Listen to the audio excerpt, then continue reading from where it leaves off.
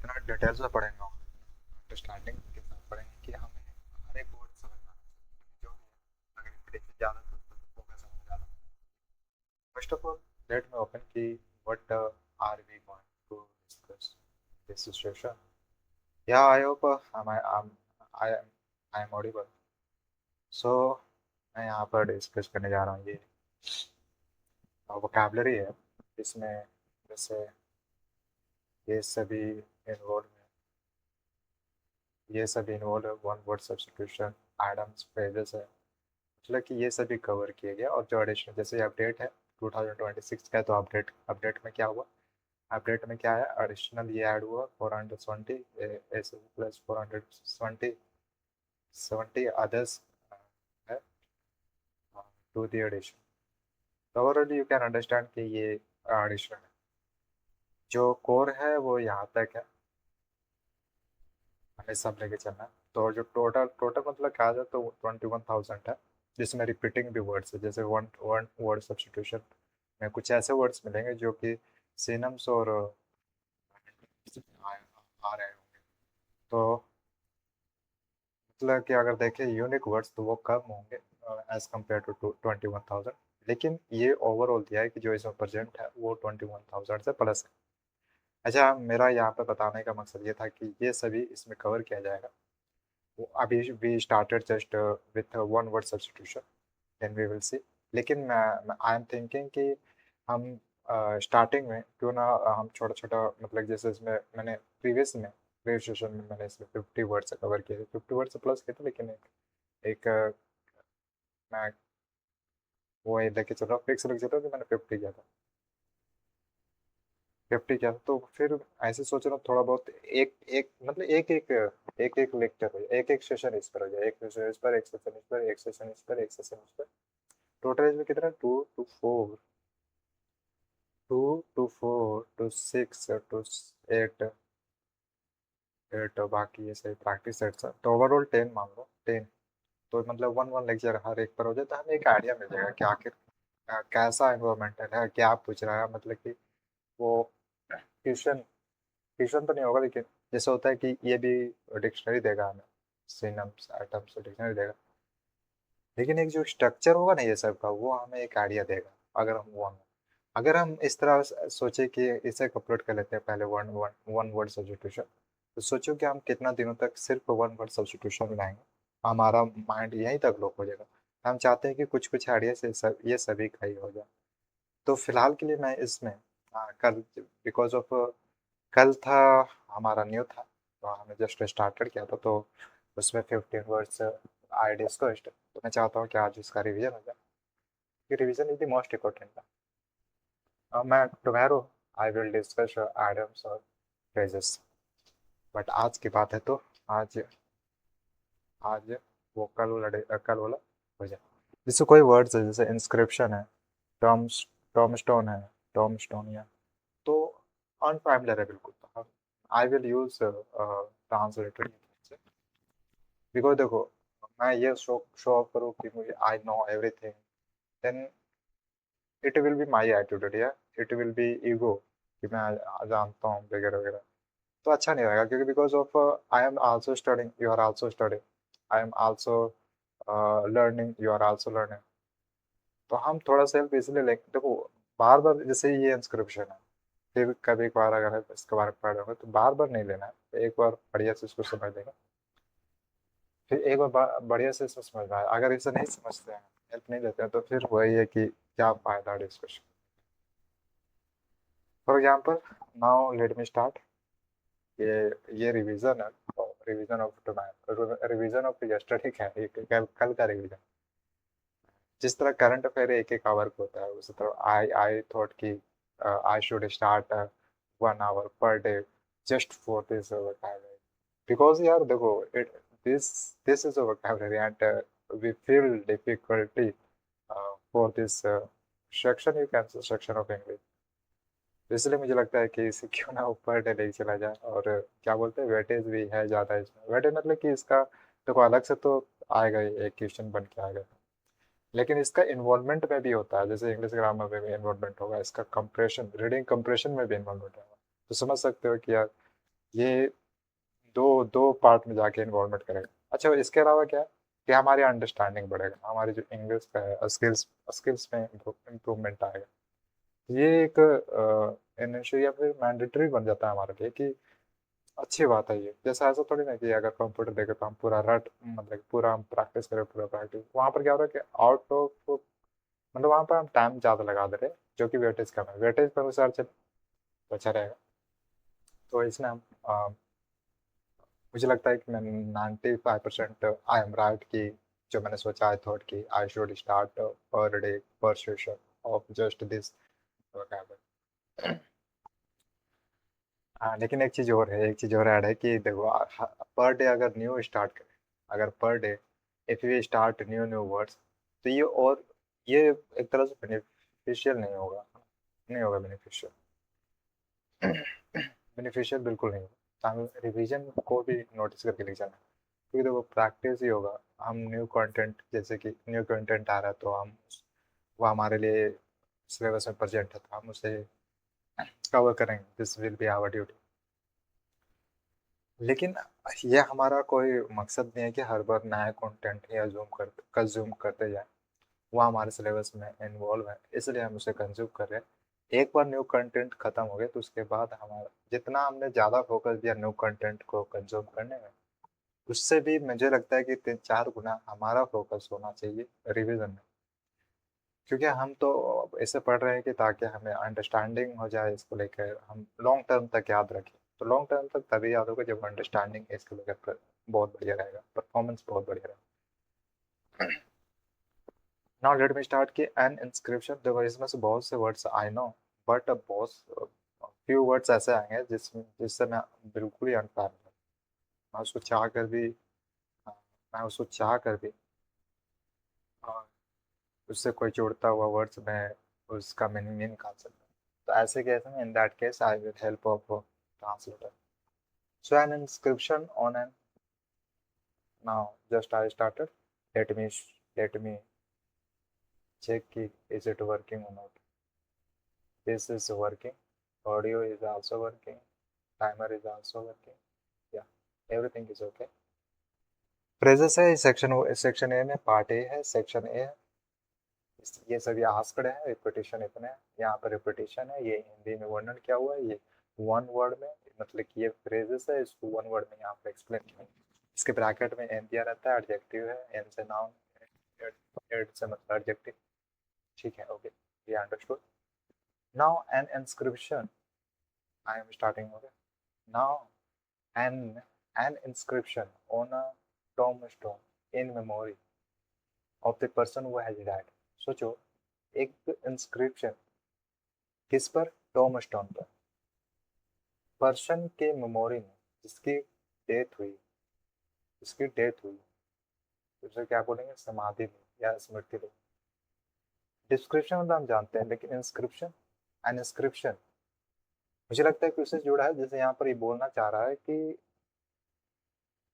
देखो इसमें दो वर्ड्स है जो बिल्कुल अनफैमिलर है, जैसे इंस्क्रिप्शन और टॉम स्टोन। मैं इसे रिलेट कर पा रहा हूँ थोड़ा बहुत, जैसे कि डिस्क्रिप्शन और इंस्क्रिप्शन थोड़ा सा आ रहा है, मिलता जुलता हुआ, लिंक दिक्कत है। तो ये कहना चाह रहा है कि जो व्यक्ति मर चुका है उसके मेमोरी में कुछ लिखा है, इंस्क्रिप्शन है। तो लेट मी सी कि व्हाट इज एग्जैक्ट।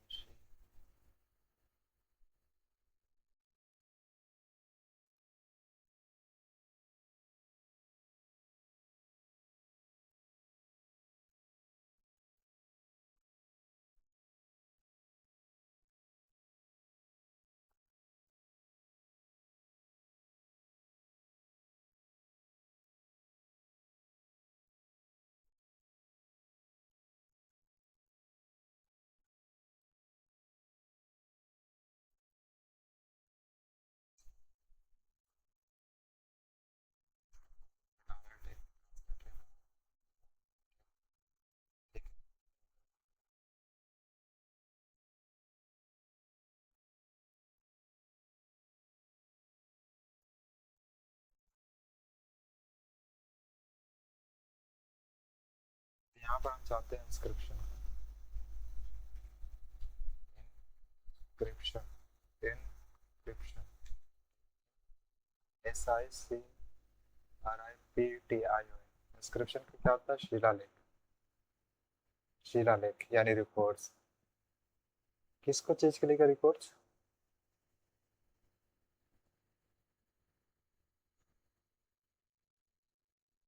देखिए, इंस्क्रिप्शन, इंस्क्रिप्शन मीनिंग,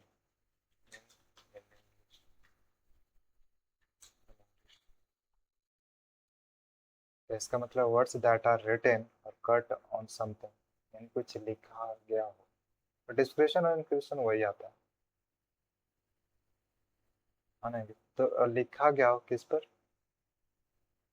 शिलालेख यहाँ पे कह सकते हो, records on tombstone. Tombstone के बारे में, टोम स्टोन क्या कहना चाह रहा है? Tombstone,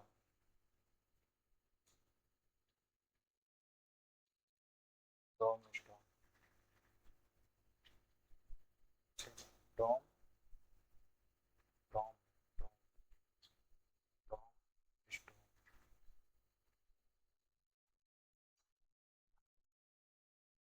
A large flat stone that lies or stands at one end of the grave.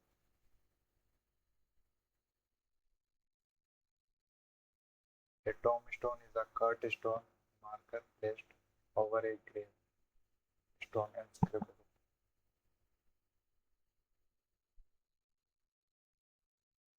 अगर यहाँ पर ये है तो दूसरा ऑप्शन ये है कि हम क्यों ना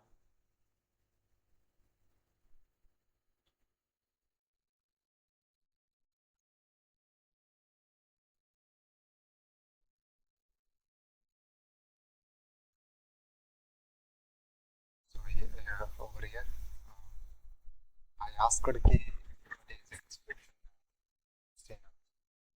An inscription on a tombstone in memory. So let me ask also tombstone. Tombstone.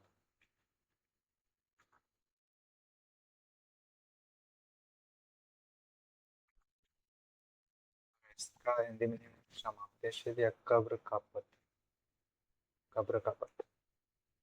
यानी एक इंस्क्रिप्शन था, तो इंस्क्रिप्शन का मतलब वो शिलालेख, लेखन, खुदाई किया हुआ लेख, यानी जो पत्थर पर जो लिखा होता है, पत्थर पर, जैसे कि हम तो कॉपी पर भी लिखते हैं, लेकिन पत्थर पर या मिट्टी पर लिखना थोड़ा सा दूसरा टाइप के दिखाता है। तो वो इंस्क्रिप्शन है जो कि पत्थर पर लिखा हुआ है, टोम स्टोन।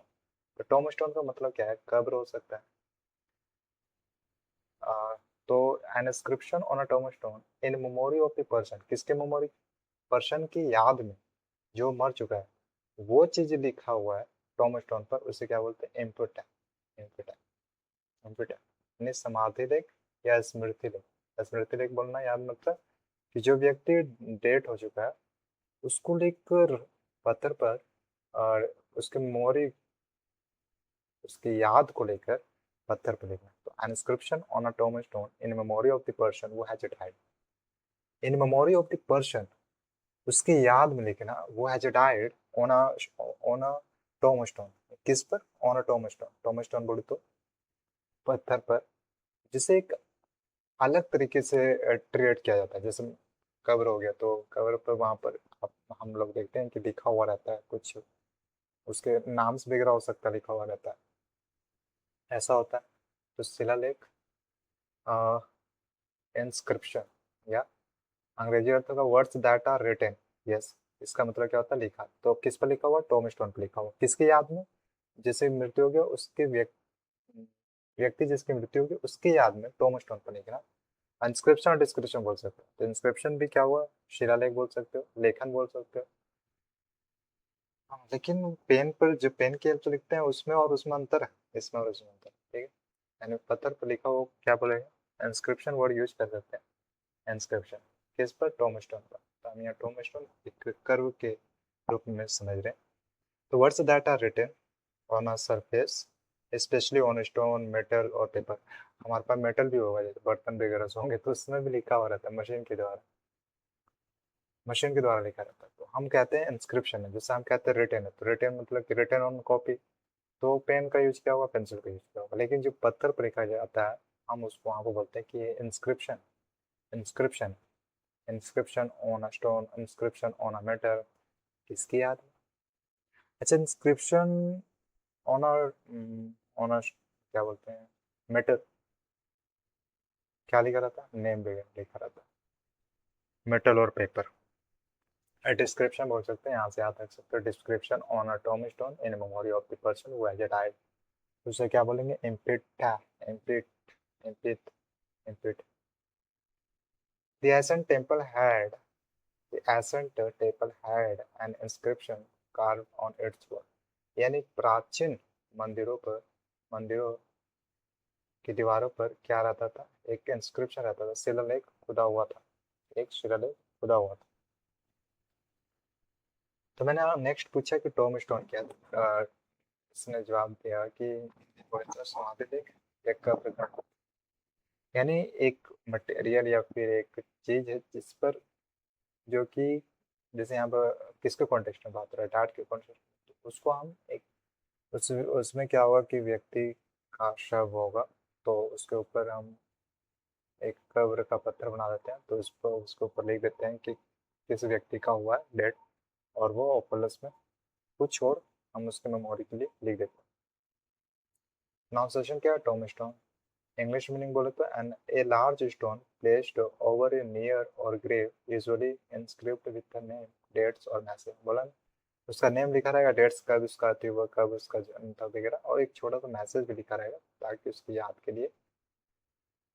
तो एक पत्थर है, लार्ज पत्थर, हालांकि मुस्लिम का होता है ज़्यादा, क्रिश्चियन का। तो उसके अंदर तो उसका शव हो गया, उसके ऊपर उसके क्या बना दिया जाता है, एक बढ़िया सा डेकोरेट कर दिया जाता है पत्थर की हेल्प से, और फिर उस पर एक छोटा सा पत्थर, उस पर लिख दिया जाता है किसका, उस व्यक्ति का नाम, कब जन्म था, कब निधन हुआ। और मैं इसको लेकर, क्योंकि ये डेट के बारे में तो मैं उतना कॉन्फिडेंस से बात नहीं कर पा रहा हूँ, तो उसके बारे में कुछ मैसेज लिख देना, दैट इज। तो यहाँ Tom stone is nothing but, देखो यहाँ पर स्टोन है, स्टोन मतलब पत्थर, जब ये टॉम ऐड हो गया तो इसका मतलब क्या आ गया, कब्र का पत्थर, कब्र पत्थर, कब्र का पत्थर। सिनम्स क्या है, ग्रेव स्टोन हो गया, head stone, memorial marker. The old cemetery was filled with, okay, we have understood कि इसका मतलब क्या है।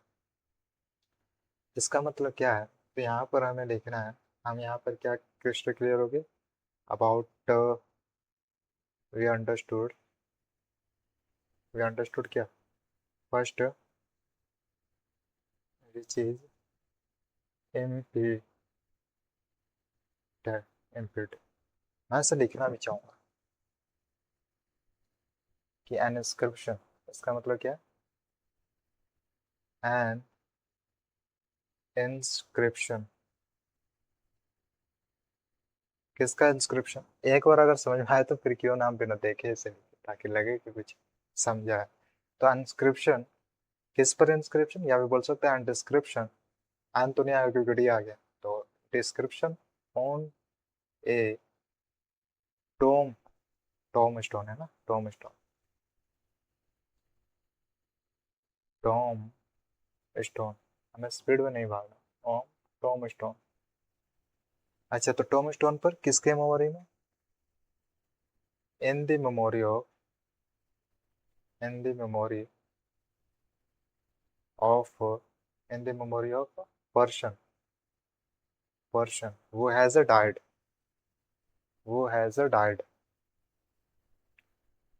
who has died। व्यक्ति, व्यक्ति की याद में जो मर मर चुका है, उसके बारे में लिखना, ऑन टॉम स्टोन,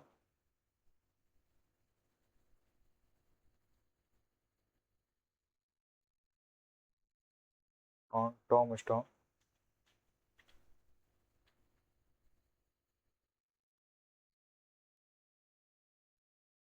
यहाँ पर और सिलेक्ट हो गया।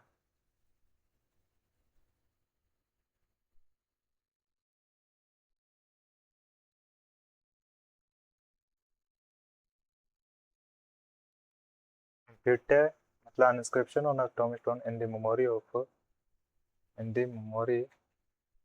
Of person who has died, who has died, जो व्यक्ति मर चुका है उसके याद में टोmbstone पर लिखना, टोmbstone पर लिखना, इंस्क्रिप्शन मतलब लिखना, तो इसे क्या बोलेंगे, एम्पिटा। ठीक है। इंस्क्रिप्शन डिस्क्रिप्शन देखो यहाँ पर दो चीज में बहुत अति आ रहा था, इंस्क्रिप्शन और टोmbstone में। तो इंस्क्रिप्शन मतलब लिखना होता है, लेखन, और टोmbstone मतलब ये एक प्रकार के पत्थर है, लेकिन इसे हम अलग ट्रेड से, ट्रेड किसके लिए कहते हैं, करते हैं डाइट के लिए। ठीक है। नेक्स्ट है a person who loves mankind and donates money and time to help others। थोड़ा सा यहाँ पर कंफ्यूजन है mankind, तो मुझे लगता है कि मैन के प्रति दयालु होना, इंसान के प्रति दयालु होना, एक person who loves mankind donates money and time to help others, उसे क्या बोलेंगे, फिलंथ्रोपिस्ट, फिलंथ्रोपिस्ट। तो थोड़ा सा आई आई लेट मी एक्सप्लोर कि कहना क्या जा रहा है। तो a person, A person who loves, who loves what, who loves mankind and donates money, money and time to help others, इसमें मैनकाइंड का क्या मतलब है, इसमें मैनकाइंड का क्या मतलब,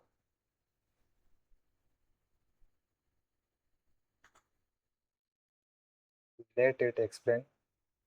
द पर्सन वो लैव्स मैनकाइंड, तो यहाँ पर मैनकाइंड का मतलब हुआ इंसान, तो वही बात हो, लेकिन मैन के प्रति दयालु है, mankind means all human being collectively, the human race, यानी हम ह्यूमन से मतलब, या फिर इंसान।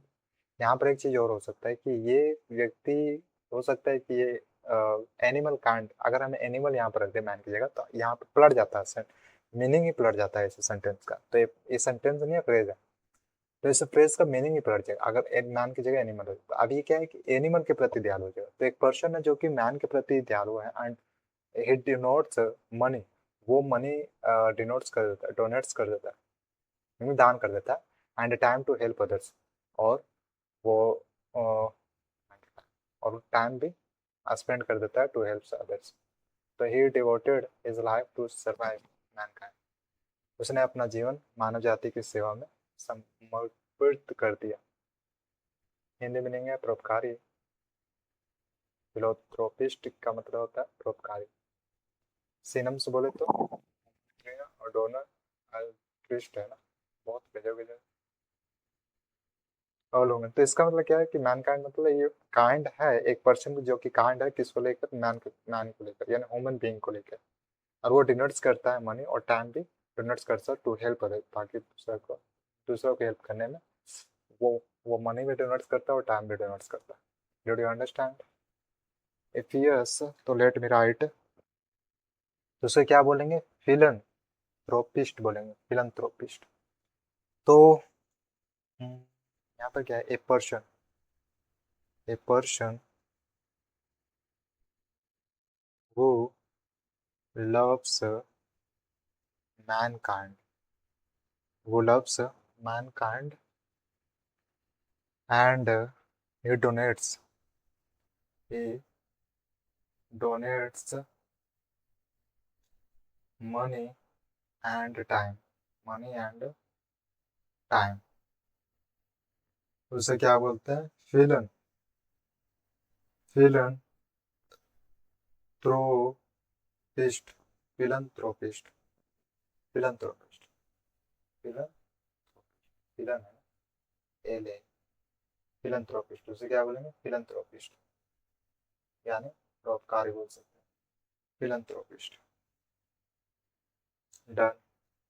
फिर नेक्स्ट है something no longer in use, इसका मतलब क्या है, कुछ, कुछ जो कि लॉन्ग टर्म के लिए वो यूज में नहीं है, इस्तेमाल में नहीं है, उसे बोलेंगे ऑब्सोलेट, ऑब्सोलेट, अप्रचलित। Obsolete, obsolete,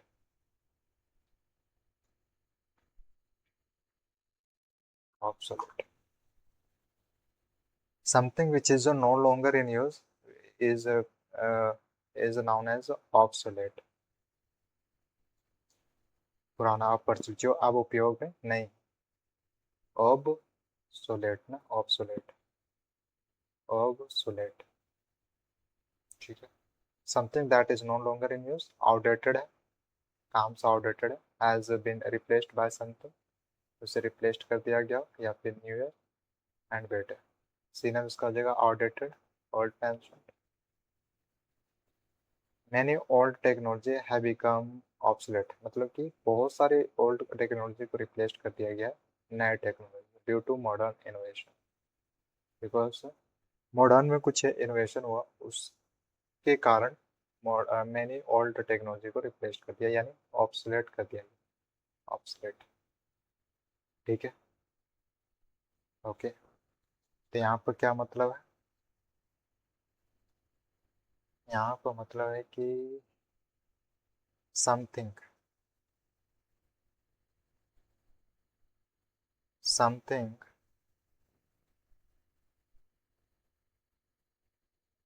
something which is no longer in use, no longer in use, okay, done.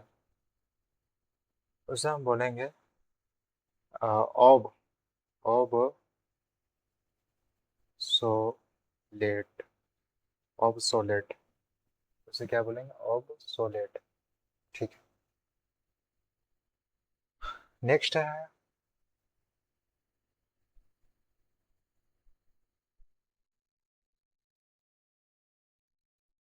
Next है ए पर्सन वो endures पेन और हार्डशिप विदाउट शोइंग फीलिंग और कंपेयरिंग। एक पर्सन वो endures करता है, इसमें endures थोड़ा सा, तो लेट में आस्क कि ए पर्सन वो endures पेन और hard hardship without, without is okay, showing feelings और कंपेलिंग,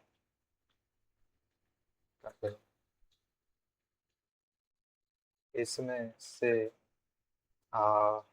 endures, endures और हार्डशिप एंड कंपेलिंग, कंपेलिंग को बता, कंपेलिंग,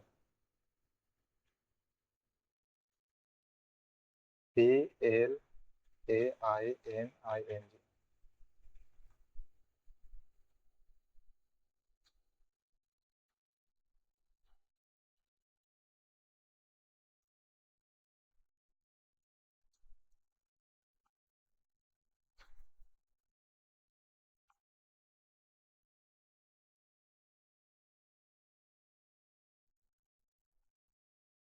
इट एक्सप्लेन कि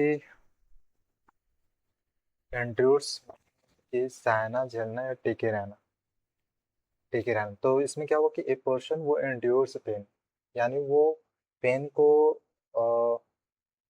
झेलता है या सहता है, एंड्योर्स करता है, बताता नहीं, पेन और हार्डशिप, एंड्योर्स, ठीक है। इंग्लिश में टू सफर पेंशनली, टू कंटिन्यू डिस्पाइट डिफिकल्टीज, यानी डिफिकल्टीज होने के बाद वो कंटिन्यू रहता है, तो उसे हम बोलते हैं एंड्योर्स, या फिर बोल सकते हो झेलता है, सहता है, उससे डिफिकल्टीज फील भी हो रहा है, फिर भी वो कंटिन्यू रहता है।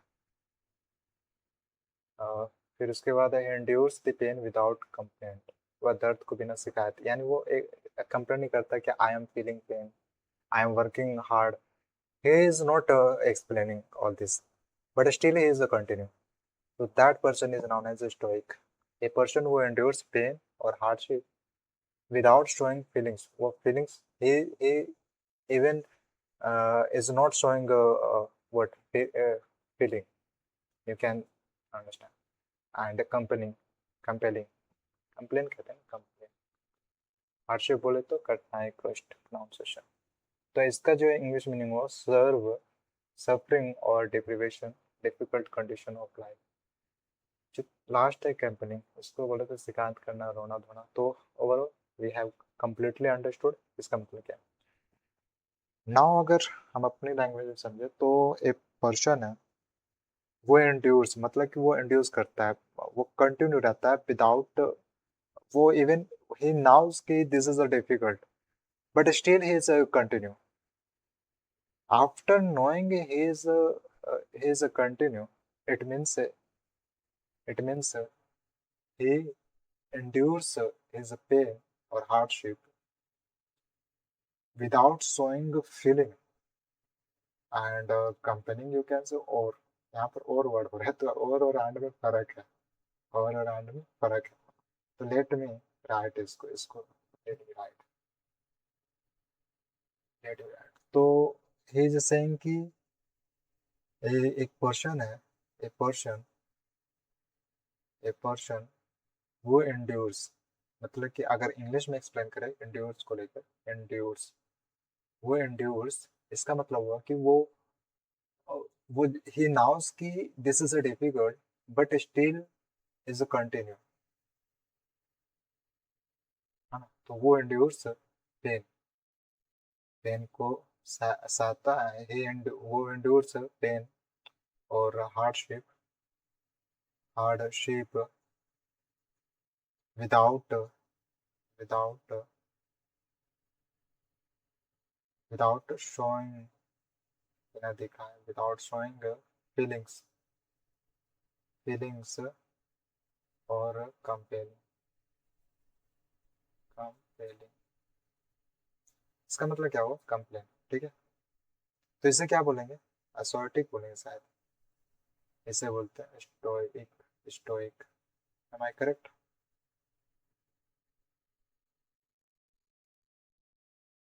तो या stoic, S T O, S T O I, ठीक है स्टोइक। तो मैं इसे ब्रैकेट में लिखना चाहूँ, स्टोइक। डन। फिर उसके बाद है next fourth question. I know that it is a speed of my explanation is low, but it is just a start. Once we understood, once we understand each and every word, meaning of every word which is present in this, second time or third times you will see the same speed will increase. In starting, we don't know meaning of each words that are present in this. इसलिए initially speed is a normal, you can। तो fourth is a complete, इसे हम बोलेंगे stoic। One who does not believe in the existence of God, I know atheist बोलते हैं, atheist। One who does not believe in the existence, exist मतलब वो real life में exist करता है, तो एग्जिस्टेंस। तो एक पर्सन होता है जिससे बिलीव नहीं है, किस चीज में बिलीव नहीं है, किस चीज में बिलीव नहीं है उसे। तो मैं यहाँ लिखना चाहूंगा कि ए पर्सन वो believes, who does not believe, who does not believe, who does not believe in the existence of word, in the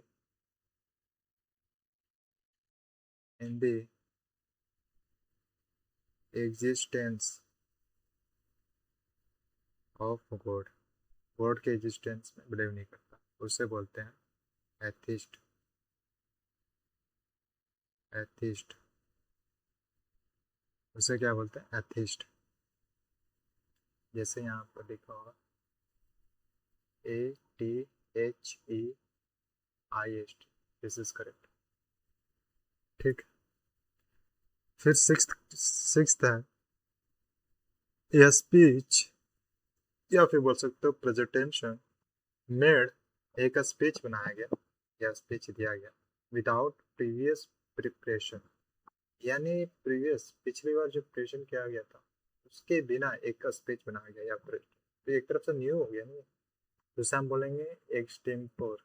extempore, इसे एक्सप्लेन करने दो कि ये क्या कहना चाहता है। ए एक्स टी ई ए एक्स, एक्सटेम्पोर, एक्सटेम्पोर। ठीक है, एक्सटेम्पोर।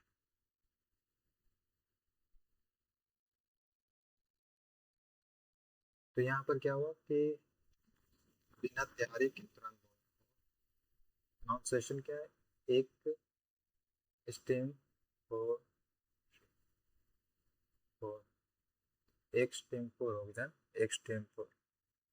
इंग्लिश में क्या होगा? स्पोकन और डन विदाउट प्रीवियस प्रिपरेशन, यानी कोई प्रिपरेशन, एक स्पीच दिया, एक प्रेजेंटेशन दिया, उसको कोई प्रिपरेशन नहीं था उसको चीज को लेकर। जैसे मैं कोई एग्जाम देता तो उसका कोई प्रिपरेशन नहीं रहता, तो उसे हम बोलेंगे, हाँ, तो उसे हम बोलेंगे एक्सटेम्पोर, बोलेंगे ना, एक्सटेम्पोर, एक्सटेम्पोर। ठीक है। तो यहाँ पर क्या होगा, जैसे कि ए स्पीच के बारे में भी बात हो रहा है, तो ए स्पीच, ए स्पीच और presentation, presentation, presentation, presentation made without, main चीज इसमें क्या है कि without previous, without previous, previous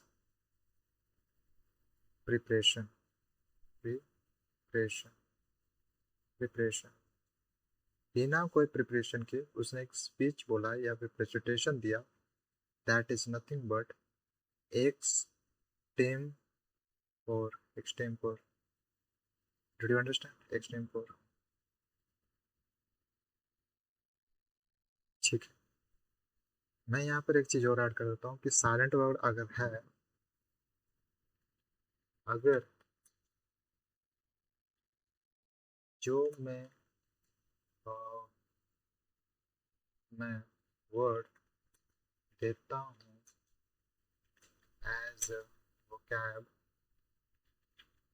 vocab, अगर उसमें उसमें साइलेंट वर्ड है तो मुझे मुझे बता देना, अगर नहीं तो, अगर नहीं है तो फिर बोलना कि इसमें कोई silent word, silent letter, silent letter नहीं।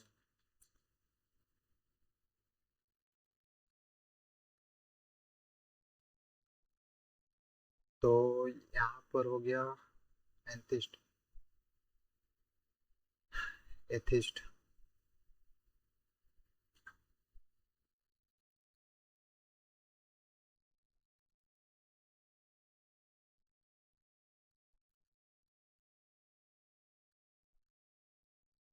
तो इसमें देखे तो स्पोकन और done without preparation, give an extreme for reply. इसका मतलब क्या हुआ? He gave an extreme for reply, यानी उसने बिना सोचे, बिना कोई इससे पहले डिसीजन लिए उसने एक रिप्लाई दिया। कैसा? एक्सट्रीम रिप्लाई, उसने तुरंत रिप्लाई दिया। इसका मतलब क्या हुआ?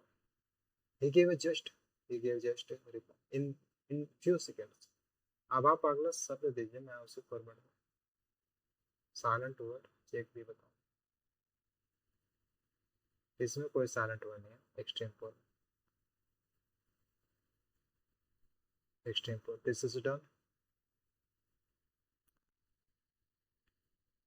This is done.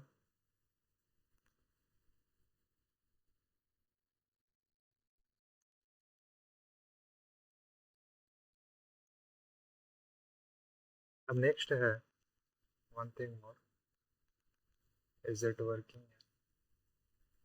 Just we covered 6। Now next है a person who can speak several languages. Several मतलब कई लैंग्वेजेस, हम उसे बोलते हैं पॉलीग्लोट। लेट मी आस्क कि इसमें इस वर्ड में कौन सा लेटर साइलेंट वर्ड है? तो पॉलीग्लोट, ग्लोट, पॉलीग्लोट ना, ऐसे तो हम देखें तो पॉलीग्लोट बोलेंगे, बट साइलेंट लेटर क्या है? ए पर्सन वो स्पीक सेवरल लैंग्वेजेस, तो उसे हम बोलेंगे पॉलीग्लोट। इज अ पॉलीग्लोट ना। तो ए person who can speak several languages, several languages. ठीक है, नो प्रॉब्लम। तो ही सेइंग कि साइलेंट लेटर चेक, इसमें कोई साइलेंट लेटर नहीं है, हम इसे पॉलीग्लोट ही बोलेंगे। तो हिंदी मीनिंग क्या होगा? भाववश, ठीक है। पा पावलीग्लोट, पावली, पॉलीग्लोट ना, polyglot. English word, a person who knows and can use several languages. She is a polyglot who speaks English, Hindi and Spanish.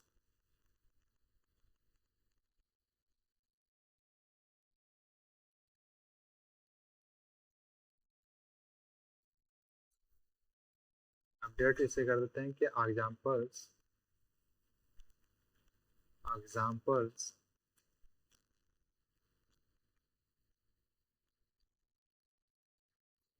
दो या तीन दो अब से, ठीक है। तो इसमें देखो पॉलीग्लोट में कोई भी साइलेंट लेटर नहीं है। देखो कोई भी पर्सन जिसको I know I am polyglot because I can speak three languages, two languages.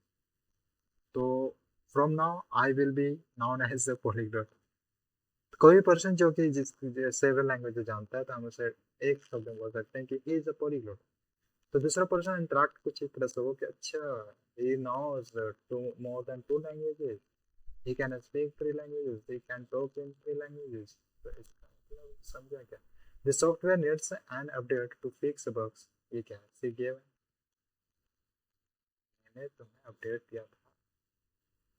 I mean मैंने तुम्हें मैंने तुम्हें अपडेट दिया था, अपडेट दिया था ब्रो।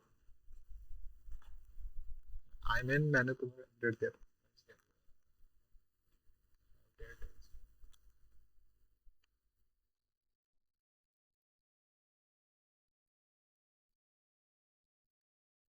ठीक है, ये अंडरस्टूड, ये अंडरस्टूड। नेक्स्ट वर्ड है, अच्छा इसमें मैंने देखा, तो इसका मतलब क्या हुआ कि कोई पर्सन हो सकता है, तो यहाँ बोल सकते हैं कि आई एम पॉलीग्लोट। ठीक है, आई एम पॉलीग्लोट। थोड़ा सा चेंज कर दिया मैंने, फॉर्मेट चेंज किया, I am polyglot, पॉलीग्लोट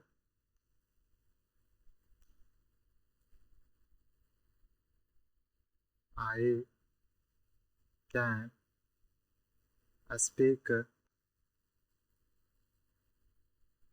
several languages, several languages, several languages, समझ में? I am polyglot, I can speak several languages. अच्छा एक चीज़ और इसमें ऐड करता हूँ, एक page, next page,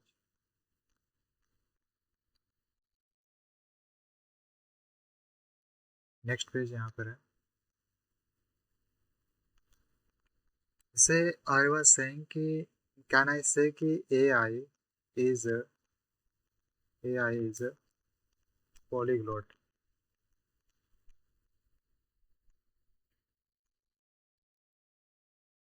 पॉलीग्लोट, AI is a polyglot. because because because he can talk in several languages. It's not working. In several languages.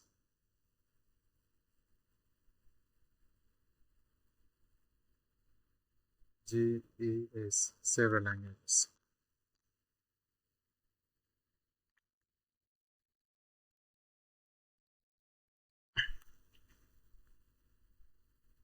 AI is a polyglot.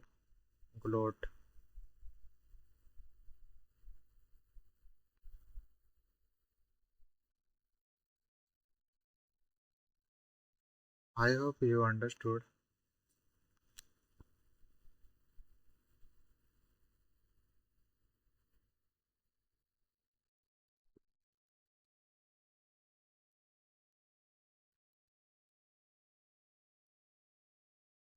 Next is कि a person next has 7. A place for keeping birds in a confined space. So let me ask कि confined and AVARY.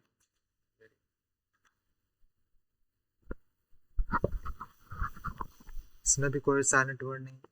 confined and aviary Hindi में नहीं. सीमित बंद कैद. confined का confined मतलब closed बोल सकते हैं. क्लोज है, सीमित है, लिमिटेशन है, रिस्ट्रिक्शन है.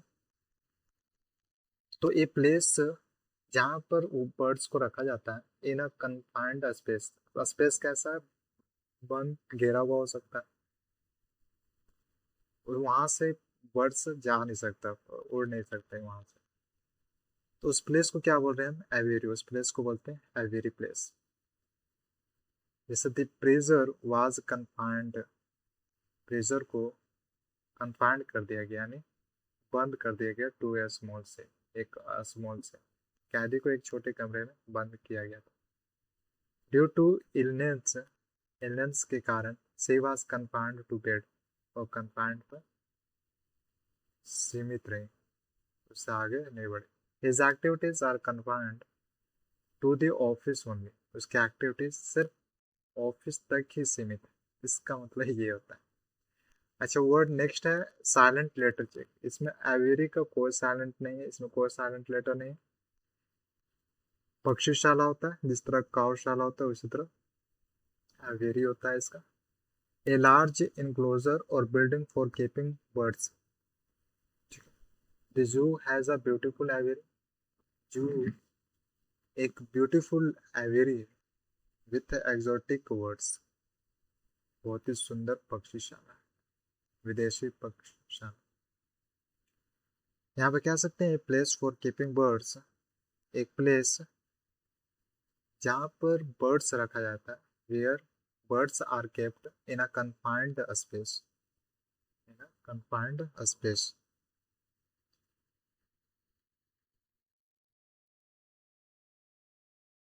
कंट्रोल के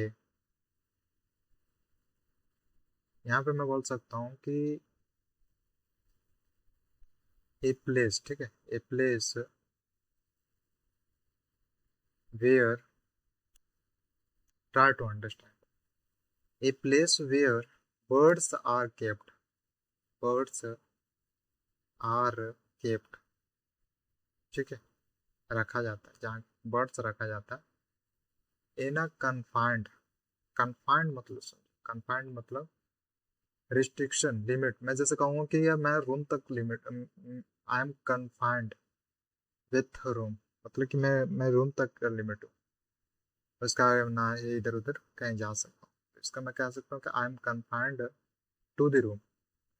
तो ये birds where, a place where birds are kept, ये उस प्लेस की बात हो रहा है जहाँ पर बर्ड्स रखा जाता है एक कैरी स्पेस में बोल सकते हो। एक स्पेस जहाँ से वहाँ बर्ड्स की लिमिट हो जाती है, वहाँ से बर्ड्स कहीं और नहीं जा सकते, तो इन a confined space, in a confined space. इस चीज़ को हम क्या बोलेंगे?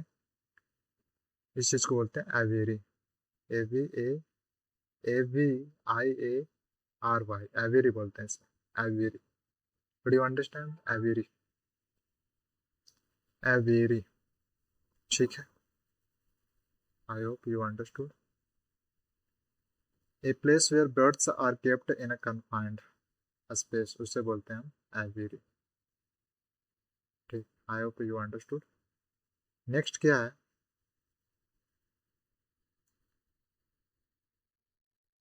नेक्स्ट क्या है कि लेट में यार ये जो है वर्क।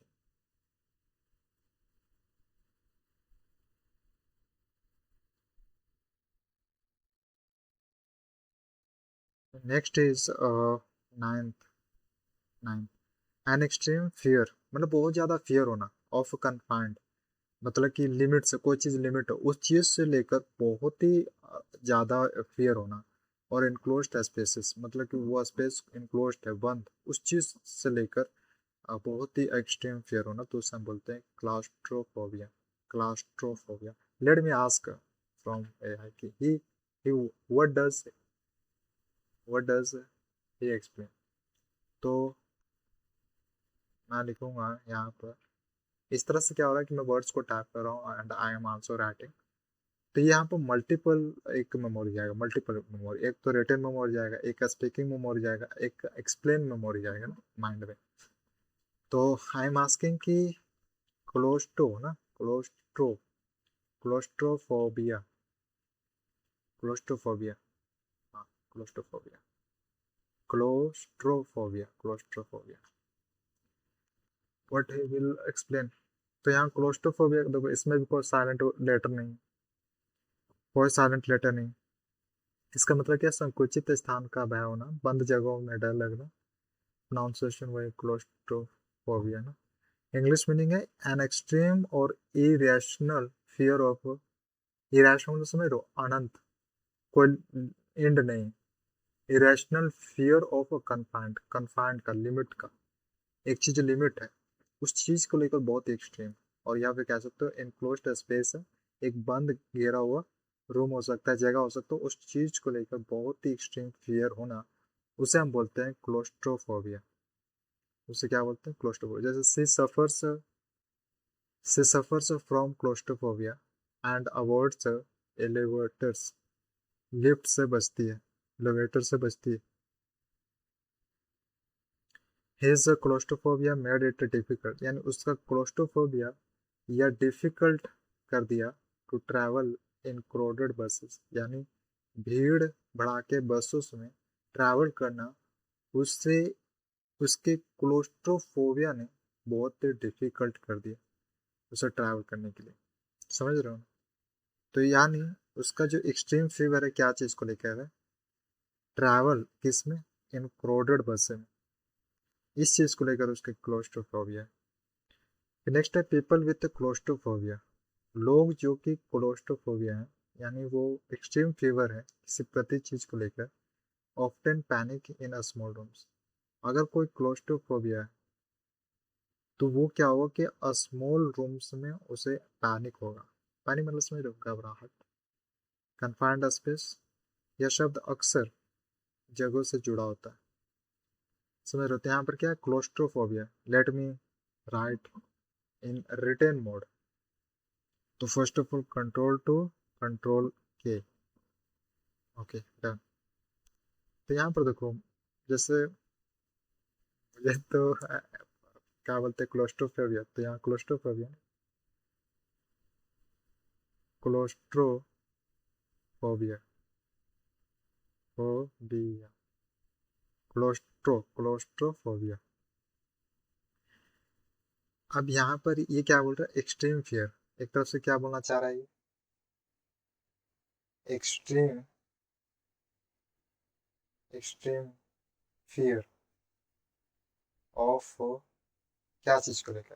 कन्फाइंड, कन्फाइंड लिमिटेशन को लेकर, या और इनक्लोज्ड स्पेसेस, इनक्लोज्ड स्पेसेस, समझ में आ रहा है, इनक्लोज्ड स्पेसेस। जैसे कि अगर मैं अपना कोई एक चीज बताऊं कि मैं क्या चीज को लेकर क्लोस्ट्रोफोबिया हूँ, तो आई विल से कि एनिमल्स भी बहुत सारे हैं। तो फॉर नाउ कि यार I am claustrophobia of of disorder roads बोल सकता हूँ, where I travel, from where I go 2 or 3 times in 1 year to my home। तो मैं कह सकता हूँ कि I M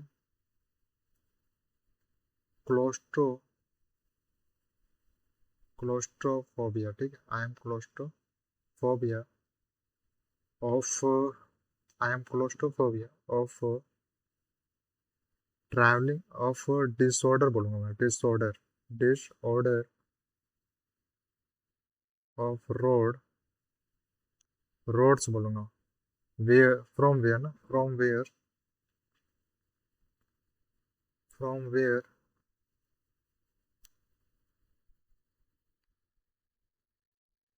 I go I go I go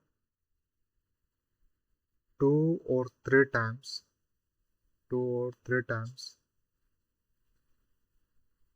in a year, in a year to my house, to my house from from district, from district. समझ रहे हो कि मैं किससे क्लोस्ट्रोफोबिया हूँ? मैं डिसऑर्डर ऑफ रोड्स है, रोड्स की जो डिसऑर्डर्स है उससे मैं क्लोस्ट्रोफोबिया हूँ। फ्रॉम वेयर, वो डिसऑर्डर ऑफ रोड्स है जहाँ से मैं जाता हूँ 2 3 टाइम्स एक ईयर में टू माई हाउस। तो जब मैं 2 या 3 टाइम्स आता हूँ तो मुझे क्लोस्ट्रोफोबिया उस डिसऑर्डर ऑफ रोड्स होती है। कहीं मेरे को डेट वो सहना ना पड़े, सहना क्या फिर तो पता नहीं चलेगा। समझ रहे हो, ये मेरी सबसे बड़ी क्लोस्ट्रोफोबिया। लिटरली कहूँ तो मैंने जो आज बताया कि मैं किस चीज़ को लेकर क्लोस्ट्रोफोबिया हूँ, तो यस, इस चीज़ को लेकर मैं, because I want to live ना, तो अभी क्यों चाहिए ये सब।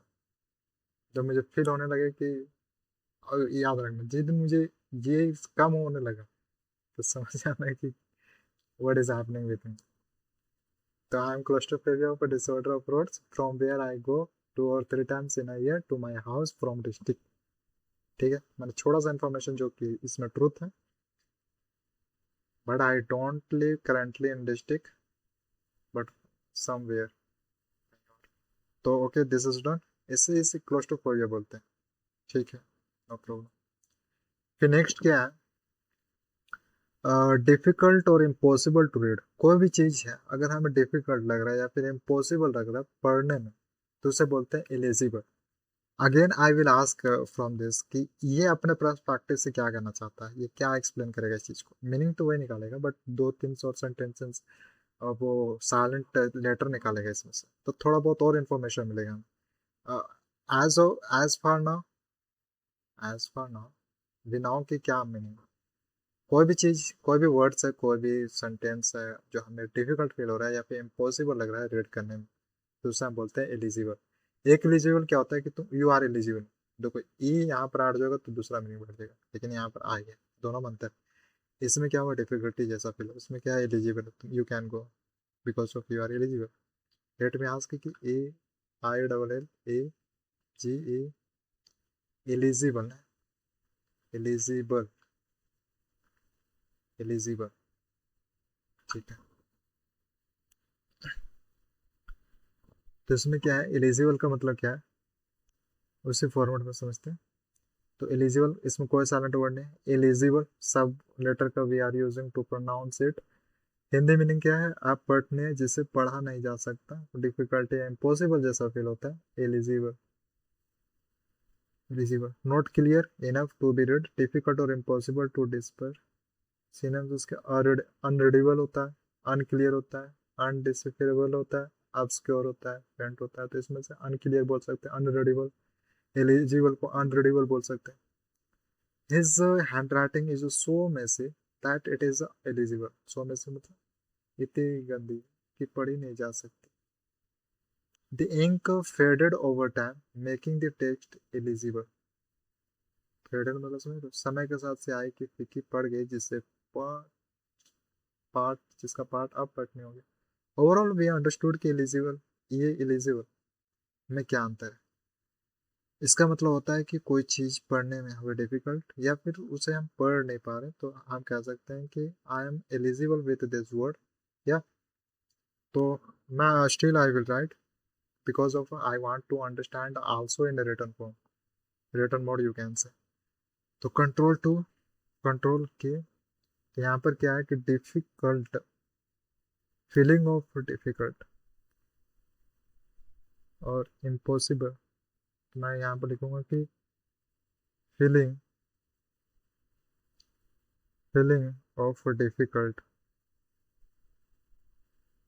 डिफिकल्ट और इम्पॉसिबल और impossible to read, impossible to read what, feeling of difficult और इम्पॉसिबल टू रीड एनीथिंग बोल सकते, anything anything in one word we can say क्या, इलिजिबल ना, I double L G I P L, illegible. ठीक है, इसका मतलब क्या, eligible. I am eligible with this book, with this word, with this sentence. Okay, eligible. तो वो दूसरा होता है, एक होता है eligible but I will not explain it right now. Just अभी हमारा फोकस इस एलिजिबल पर है. एलिजिबल, इसमें कोई भी लेटर साइलेंट वर्ड में नहीं है, कोई भी लेटर साइलेंट वर्ड में नहीं है. नेक्स्ट है, नेक्स्ट 11 है. I know time is over,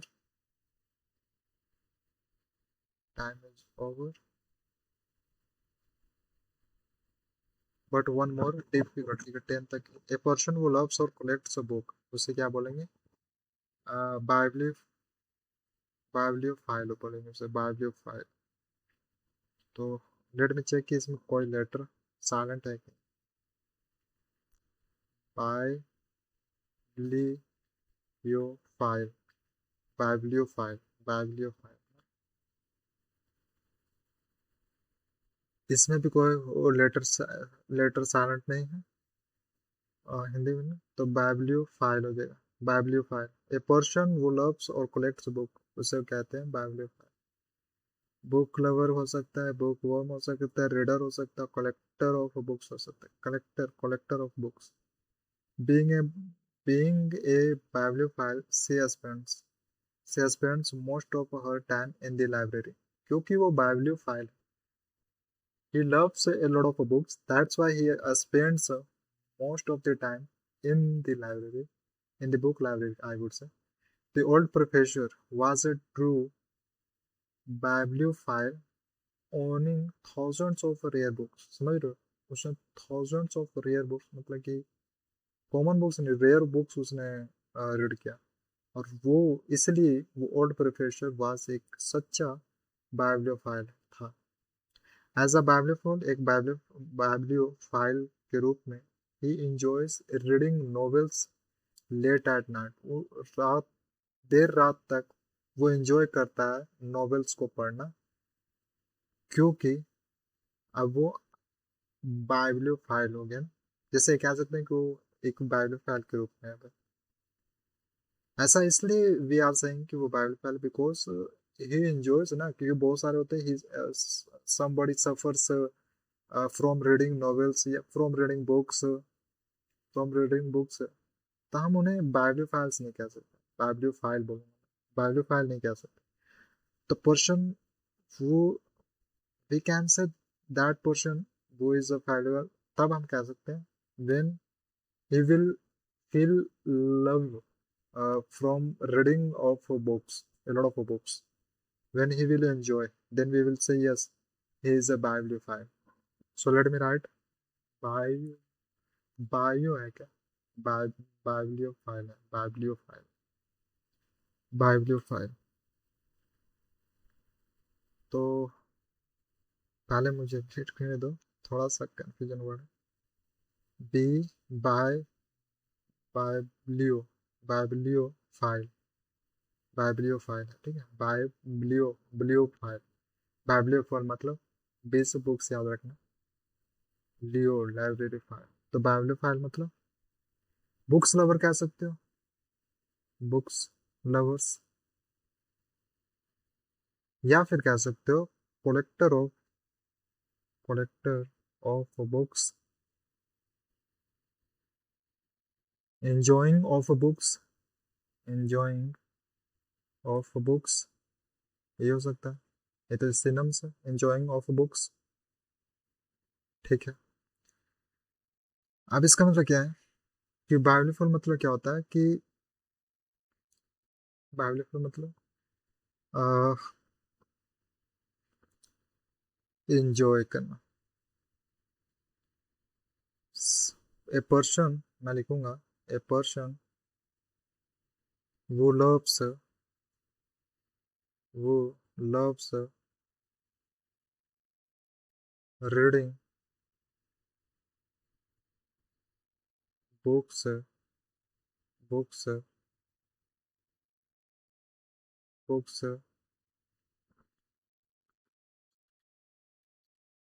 reading books, reading books, और collects,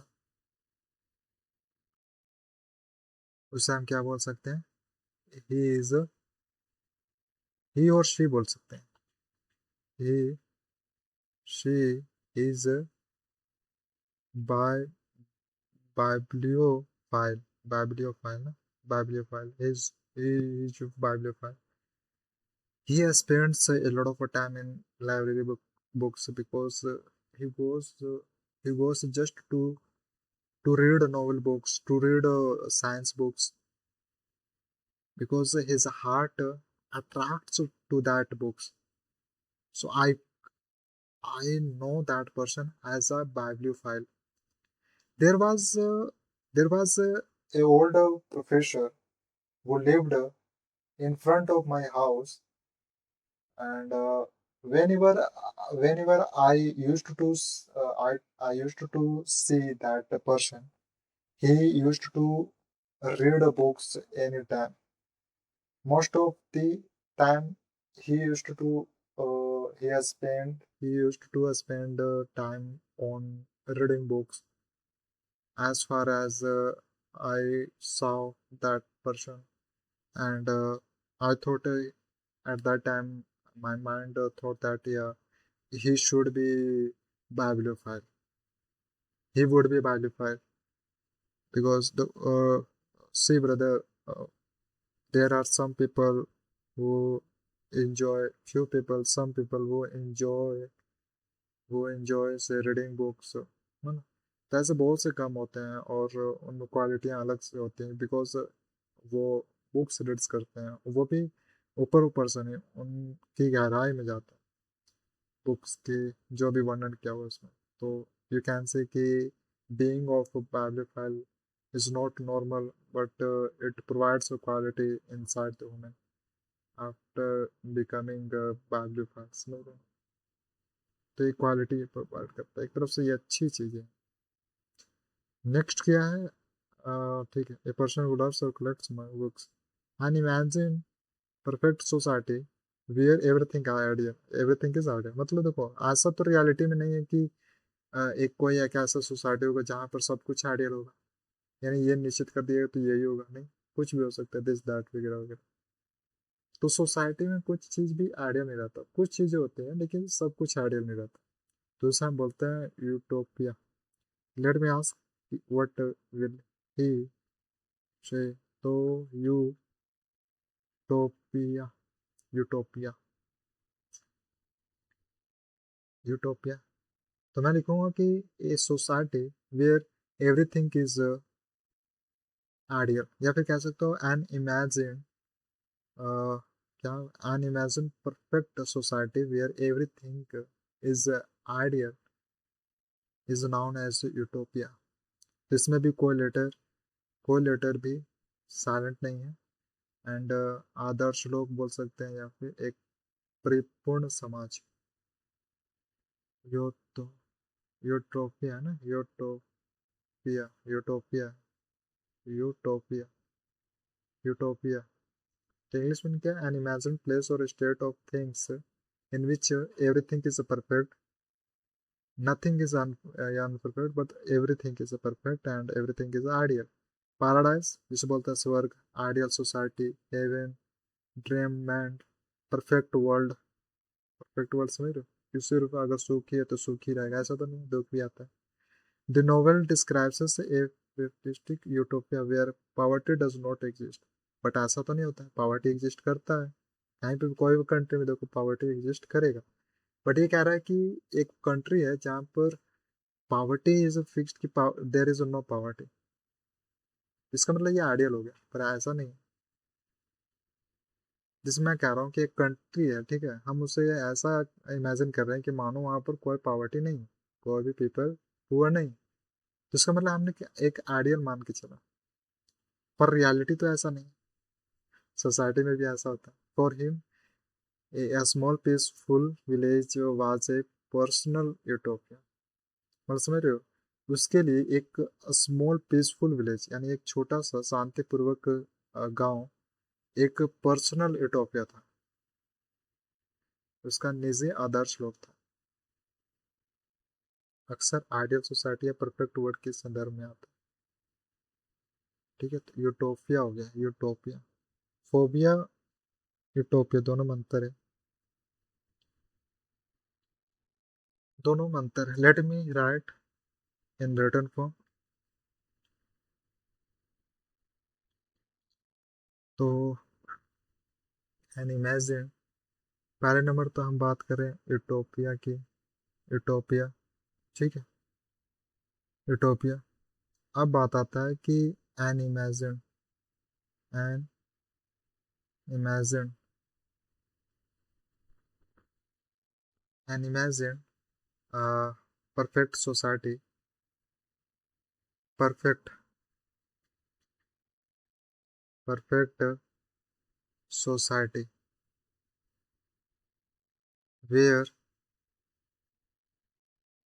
everything, everything is ideal. Ideal इसमें मेन चीज, आइडियल, ठीक है, कोई भी चीज जो कि आइडियल है, परफेक्ट, तो उसे हम बोलेंगे यूटोपिया, यूटोपिया, यूटोपिया। तो हमने आज कम ही पढ़ा, 10-12, तो क्या क्या पढ़ा से देखते हैं, हमने आज क्या क्या पढ़ा।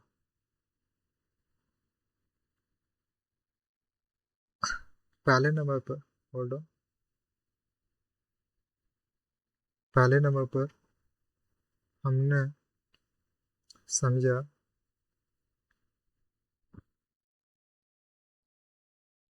हियर स्टोइक, स्टोइक देखा, फिर एथलीट, एथिस्ट, फिर उसके बाद एक्सट्रीम पोर, एक्सट्रीम पोर, फिर पॉलीग्लोट, एवेरी। अगर मैं ऐसा करूँ, जैसे फॉर एग्जांपल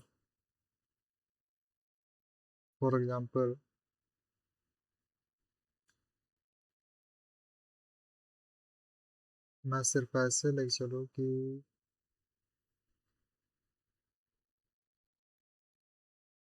ऐसे लेके चलूँ, तो इनफैक्ट एम्फिथाई का मतलब हुआ, एम्फिथाई का मतलब हुआ यहाँ पर, एम्फिथाई का मतलब हुआ कि एक डिस्क्रिप्शन, ठीक है, एक इंक्रिप्शन है। एम्पिटी का मतलब एक इंस्क्रिप्शन है, वो डिस्क्रिप्शन लिखा जाता है एक टोम स्टोन पर, एक पर्सन की मेमोरी में, एक पर्सन की मेमोरी के लिए, ठीक है, उसकी याद के लिए। और कौन पर्सन, जो डायड हो चुका है, जिसकी डेथ हो चुका है, उसकी मेमोरी के लिए एक टोम स्टोन पर एक इंस्क्रिप्शन लिखा जाता है, या डिस्क्रिप्शन कह सकते हो, उस चीज को हम बोलते हैं एम्पिटी। फिर नेक्स्ट है फिलंथ्रोपिस्ट। फिलंथ्रोपिस्ट मतलब, हाँ, ये एक पर्सन है फिलंथ्रोपिस्ट। फिलंथ्रोपिस्ट मतलब एक पर्सन है जो कि वो man kind, he loves man kind, मतलब कि इंसान के प्रति वो काइंड है, और वो he donates वो time and money to help others. सोचो ना, वो टाइम स्पेंड कर रहा है ताकि दूसरों की हेल्प कर सके, वो मनी की मदद से वो हेल्प कर सके। उसे हम बोलते उस पर्सन को हम बोलते हैं फिलंथ्रोपिस्ट। फिर नेक्स्ट हमने पढ़ा obsolete. Obsolete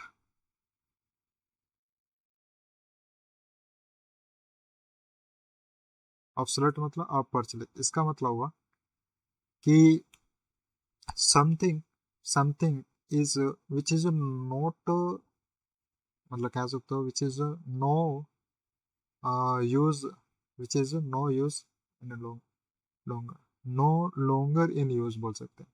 something is no longer in use, उसे हम बोलते हैं एब्सोल्यूट। एब्सोल्यूट। नेक्स्ट है स्टोइक। स्टोइक का मतलब होता है कि मैं आई एम फीलिंग कि यार time is over, but still without telling you कि time is over, and we spoke a lot of, but still I am continue। इसका मतलब आई एम स्टोइक बोलूंगा। स्टोइक। स्टोइक का मतलब होता है कि there is a person who knows कि this is a difficult, but still he is a continue, but still is a continue, and he does not show what feeling of pain, feeling of hardship, yeah, hard work, and he does not also complain anything about the difficulties, and still he is working, so that person is a stoic। Next क्या, atheist. Atheist मतलब होता है, atheist मतलब होता है मैंने internet पे भी देखा किसी व्यक्ति को, उसने बोला कि I am atheist, I am atheist. Atheist मतलब कि इसका मतलब हुआ कि he does not believe in the existence of God. देखो, in the world there could be uh, there could be some humans, you can say some humans वो really don't believe in the existence of God. ऐसा कुछ इंसान है, तो हम बोल सकते हैं एक तरफ से कि वो एक वर्ड में बोल सकते हैं कि आई एम एथिस्ट। एथिस्ट ना, he is atheist. Extreme poor. Extreme poor मतलब एक्सट्रीम पोर।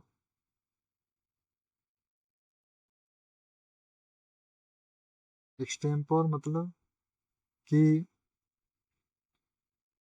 मैं जैसे अभी लेक्चर सेशन ले रहा हूँ, तो मैंने प्रीवियस प्रेजेंटेशन प्रीवियस प्रिपरेशन नहीं किया है इस चीज़ को लेकर। बहुत सारे ऐसे सेशन होते हैं मैं कोई भी प्रीवियस प्रिपरेशन नहीं करता, क्योंकि I have habits of taking session without because I don't have a habit of मतलब मैं एक्सप्लेन ना करूँ, तो वैसा मेरी हैबिट नहीं है। तो मेरी हैबिट है कि मैं कोई भी चीज़ को एक्सप्लेन करूँ, और उस एक्सप्लेन की मदद से मैं समझू, लॉन्ग टर्म तक याद रखूँ। This is my habit. तो यहाँ पर क्या है कि एक्सट्रीम पोर का मतलब हुआ कि मैंने ये सेशन लिया विथ एक्सट्रीम पोर। मतलब समझ रहे हो?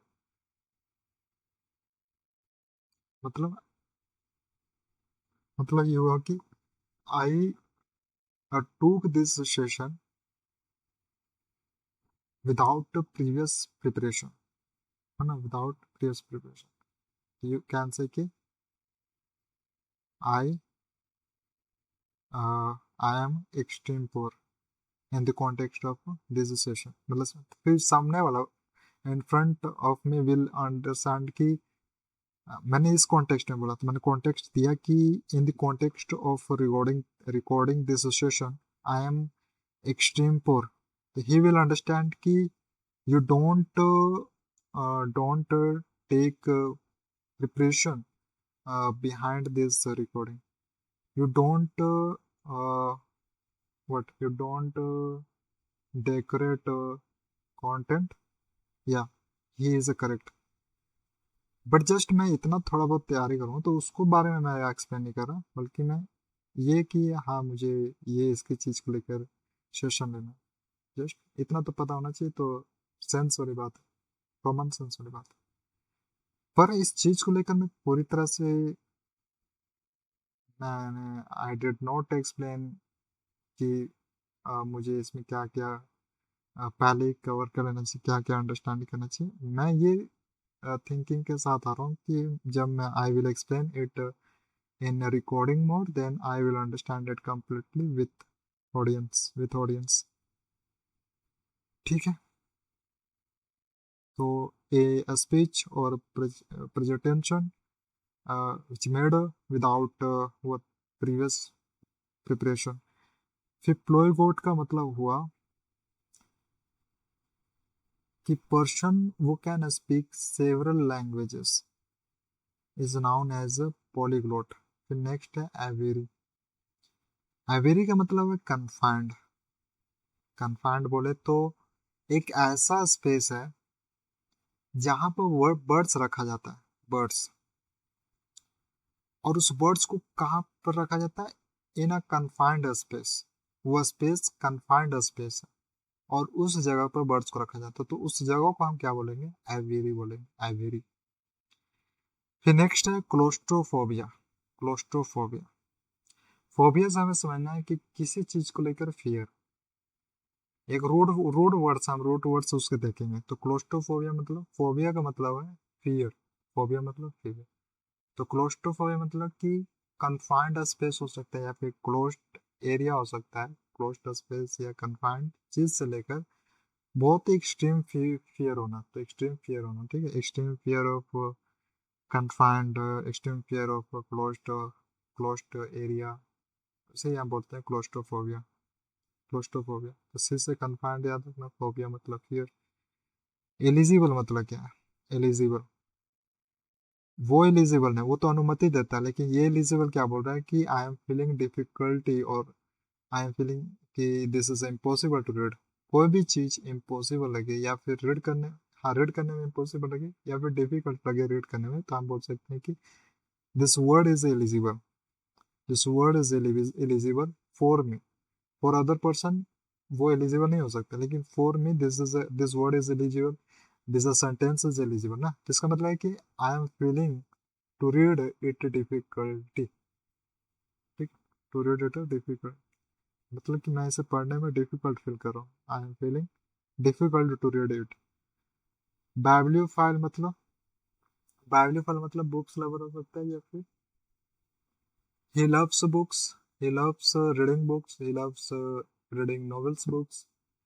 There was an professor who used to read a lot of books when I used to see every time he used to same reading ना, reading। तो बाइब्लियोफाइल मतलब हो सकता है कि पर्सन वो लव्स और कलेक्ट्स बुक्स ना। यूटोपिया, यूटोपिया मतलब होता है, यूटोपिया, यूटोपिया मतलब हुआ कि कोई सोसाइटी है और हम वहाँ पर सब चीज आइडियल मान के चल रहे हैं। There is a perfect society, we are imagining an imagined perfect society where everything is ideal, जहाँ पर सब कुछ आइडियल। वहाँ पर, वहाँ पर क्या हो जाएगा? यूटोपिया। उसे हम क्या बोलेंगे? Utopia. This system, this system